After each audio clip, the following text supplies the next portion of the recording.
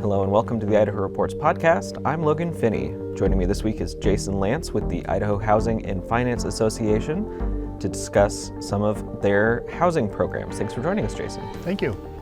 So can you tell me, generally, what is the job of the Idaho Housing and Finance Association? What sort of work do you guys do?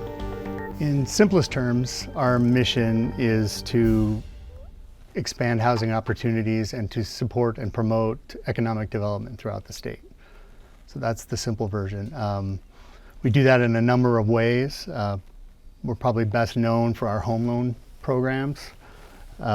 We work in partnership with lenders and realtors throughout the state to provide home loan products, loans that are a little bit lower market.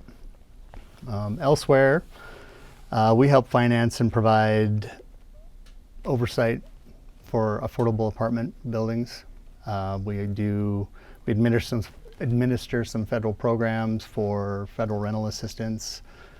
We also do some economic development activities that range anywhere from small business financing to financing for large infrastructure projects to charter schools and nonprofit facilities.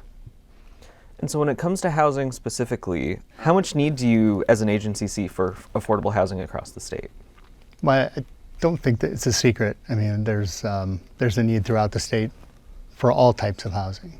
I think that, those needs and those challenges are different as different as the different parts of the state. So yeah, there's definitely an acute need for housing. That's an important thing.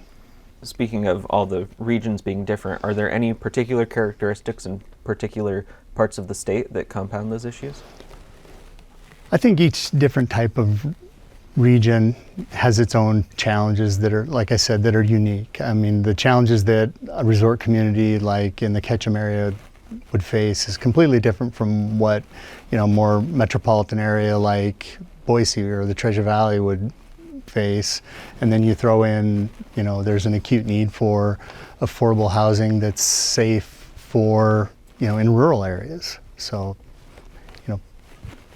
it's unique, but we all face kind of the same similar challenges.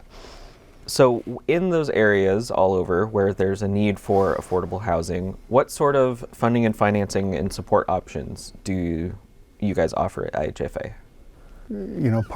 Part of our mission is to support those affordable housing options throughout the state, regardless of where you're at in your housing journey, whether, you're at risk of homelessness or you're a homeowner or, whatever stage you're in, that's our mission. So we have a wide gamut of different types of programs, whether it's a home loan program all the way down to rental assistance to housing counseling and support for people that already own a home or people who are looking to buy a home.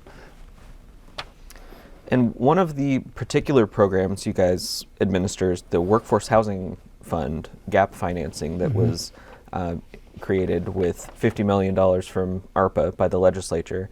Can you talk to me about that fund specifically and what sort of projects it's been involved with? So the Workforce Housing Fund, the intent of that program is to supplement and enhance some existing funding tools that exist. So it does that by providing what's called gap financing for qualified rental developments. Okay. Are you able to walk me, just kind of explain for me the differences between what we'd call affordable versus workforce versus market housing?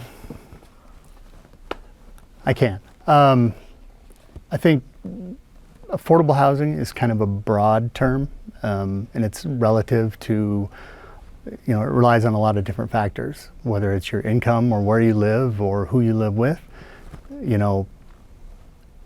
That's kind of the affordable housing piece. I think the workforce housing is a little more specific, a little more accurate.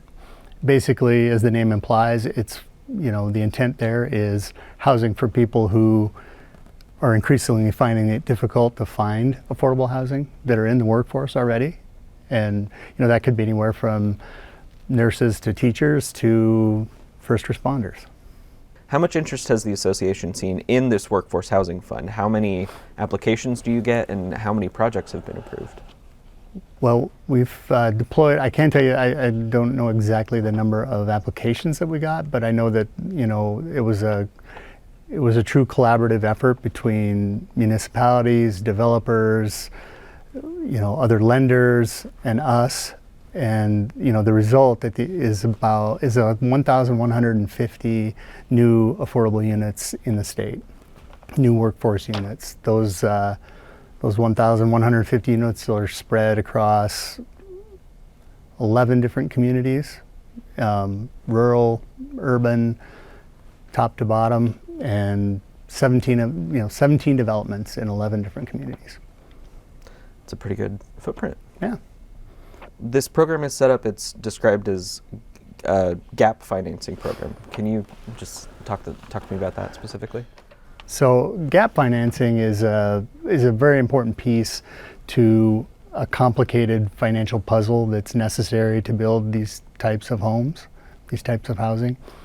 The existing, we talked about it a little earlier, the existing financing programs, the financing tools, whether that's a federal tool like the low-income housing tax credit, or whether it's just, community investment. Those can't cover the entire cost of building and operating this type of affordable development. So where the workforce housing comes in is it bridges that gap between the cost and the revenue generated by rents that are a little bit lower than market rate. So when the workforce housing fund is being utilized, we've said it's utilized kind of in suite with some of these other tax credits. Can you kind of run me through those one more time? There's a complicated stack of funding. There's private investment, there's workforce housing fund, there's community investment. All those funding mechanisms stack up, and the gap, the workforce housing fund steps in again to fill that gap between what the affordable rents can support and then the cost of building and operating a development for the long term. Did I answer your question? Yes, and I'll ask it a different way. The low-income tax credit and kind of these other tools, what are those intended to address if it's not specifically workforce? Are they meant to address just affordability more broadly, or specific demographics? There's a multitude of different financing tools out there. Probably the most common, and most well-known, and to be honest, the most successful is the low-income housing tax credit program, and that's generally aimed at 60% of AMI or less. So it's people who are in the workforce, they earn 60% of AMI or less. That's a simple explanation. But there are other tools like the federal home, it's called the Home Grant Program. There's the National Housing Trust Fund. There's investment from Idaho Housing. We kind of put all those in one, for a lack of a better term. We call it the Build Idaho Fund as a way to talk about all of those funding sources, but they all have their different requirements and different compliance, different rules for each of them. But that's part of where we fit in, is to make sure that we're utilizing those in the best way possible and helping other people understand them. How complicated does that get, managing all these different programs? It's more complicated than I can handle, but we have an excellent group of people that have spent their entire career doing these types of things, so that are very good at this. I certainly couldn't do it. I'm just the comms guy.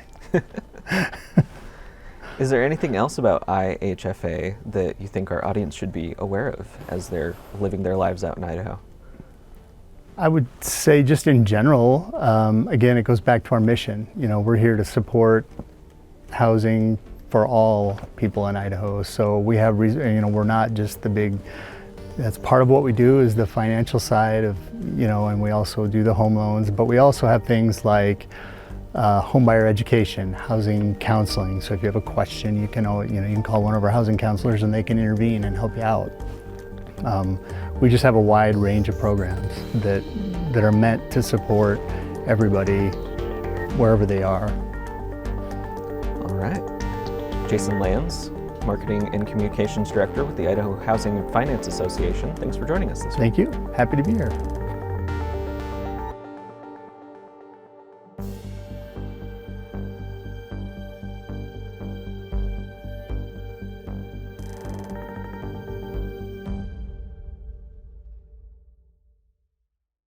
Presentation of Idaho Reports on Idaho Public Television is made possible through the generous support of the Laura Moore Cunningham Foundation, committed to fulfilling the Moore and Bettis family legacy of building the great state of Idaho, by the Friends of Idaho Public Television, and by the Corporation for Public Broadcasting.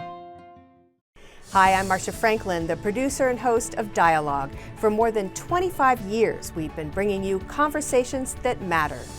More than 150 of those conversations are with writers, and now you can take them with you wherever you go, while you're walking, around the house, or in the car. Just search for Dialogue with Marcia Franklin on Apple Podcasts and other podcast platforms, and remember to subscribe so that new shows download automatically. Enjoy.